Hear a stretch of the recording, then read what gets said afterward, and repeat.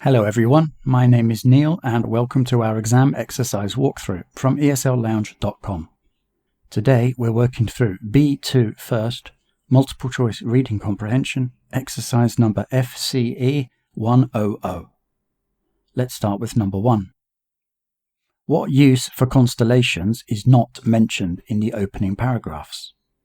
The options are to help people find their way, to understand the origins of life in the universe, to provide entertainment, to allow people to orientate themselves. The correct answer is to understand the origins of life in the universe. The passage mentions that constellations were useful for finding directions and working out the date or time, and also provided a form of entertainment by allowing people to see shapes in the sky. However, it does not mention using constellations to understand the origins of life in the universe. Now let's look at question 2. What is the best meaning of the word sparse in the second paragraph?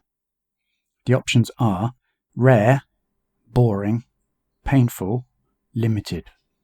The correct answer is boring. Sparse usually means of limited supply, and in the context of the passage we are talking about a time when even entertaining yourself with a drawing was difficult, but then it got dark and the stars were visible. So we are talking about life being not full of modern entertainment, perhaps a bit boring. Next up, question 3. Why do constellations change in the sky from month to month?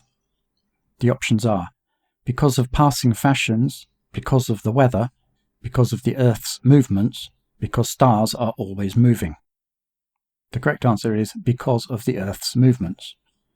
The text explains, as the Earth moves round in its orbit, the night side of the Earth, the side facing away from the Sun, faces out to different parts of space, where there are different constellations.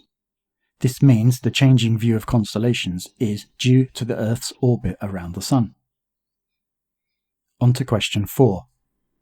Why do astronomers call the constellation Ursa Major by this name? The options are to ease international communication, because the Russians insisted, because Russia provides much of the finance for these organizations, they decided that's what it most looks like. The correct answer is to ease international communication.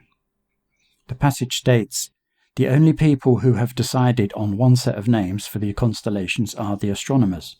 They had to do this so that they all knew what other astronomers across the world were talking about. So this standardization eases international communication among scientists.